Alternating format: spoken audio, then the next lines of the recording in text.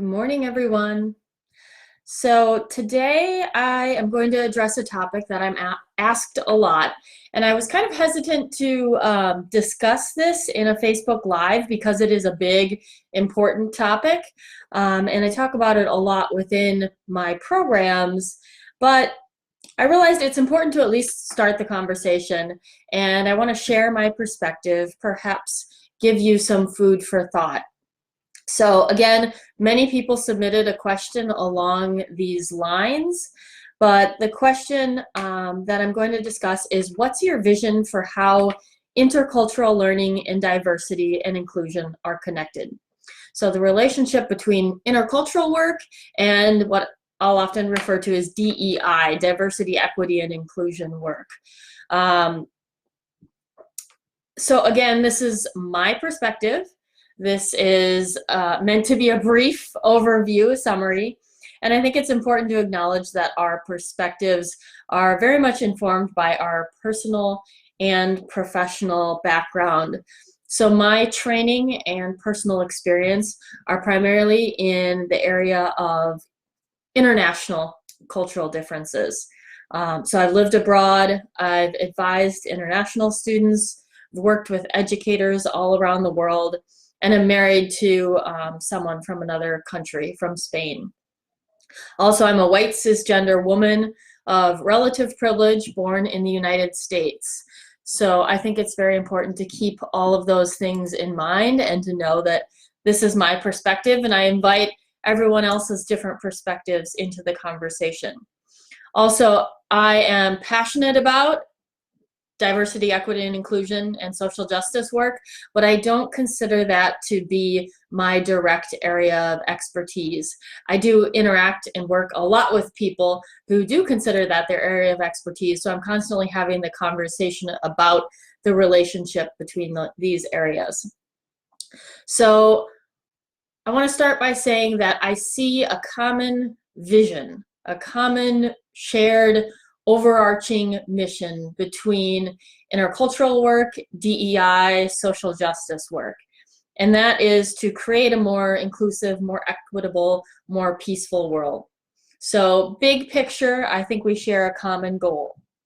Now, let's start with some definitions. First of all, diversity, we're just talking about a demographic mix of a collection of people from different backgrounds, different cultural groups. Inclusion refers to the degree to which individuals from diverse backgrounds feel that they're able to participate fully in the decision-making process and in the group or organization. So you could have a diverse group that's not inclusive necessarily. Equity, of course, has to do with the promotion of justice, impartiality, fairness, etc., within the procedures and processes of an institution or a system. Intercultural competence is the ability to interact and to communicate in effective and appropriate ways across cultural difference.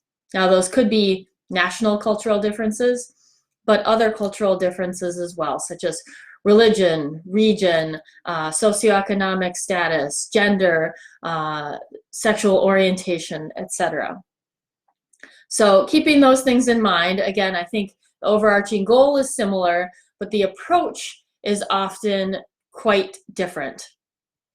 My perspective is that DEI work can sometimes cause people, especially people in majority and dominant groups, to be on the defensive, oftentimes before they even come in the door.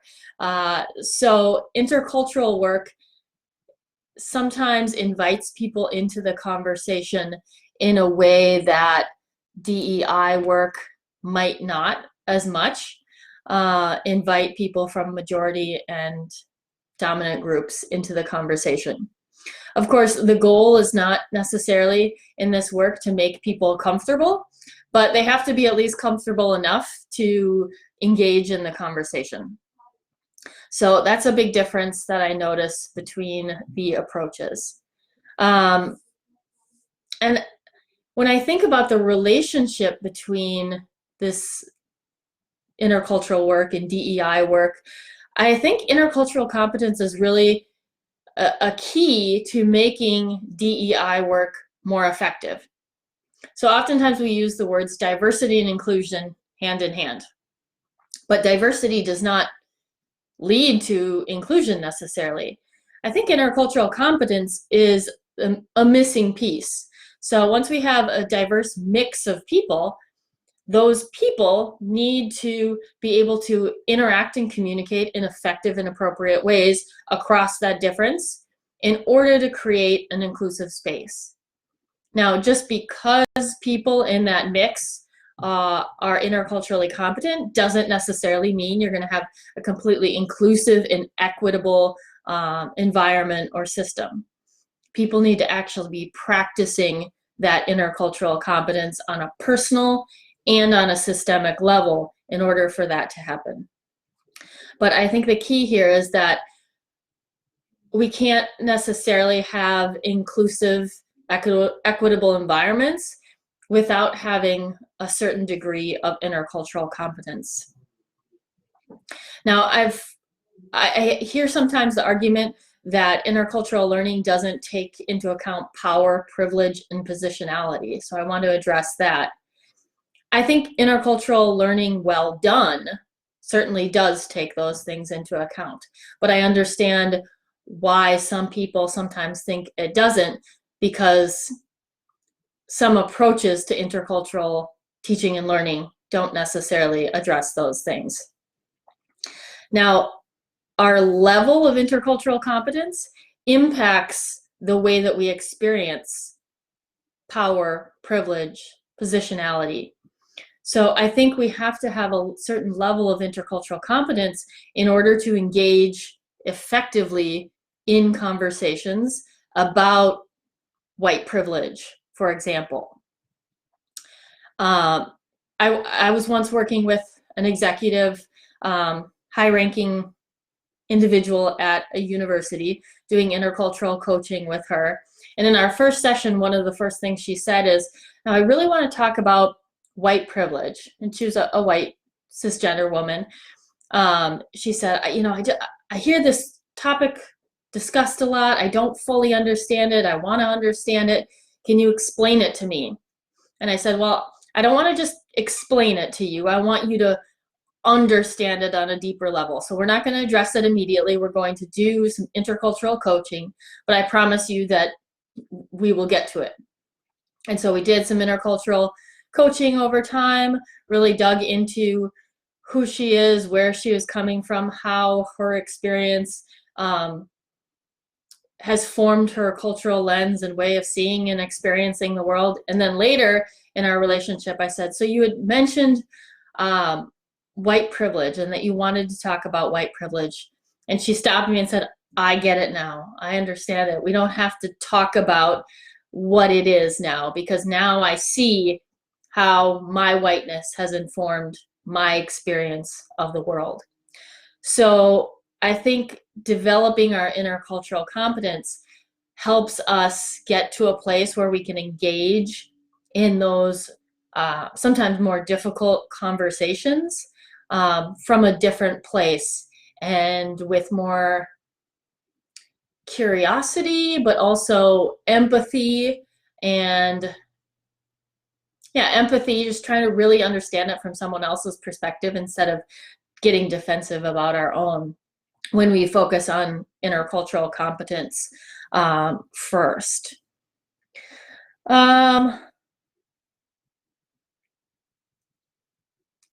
So yeah, the other thing I would just want to say about that is think about when people get defensive or angry or frustrated or uncomfortable when you bring up some DEI issues, topics.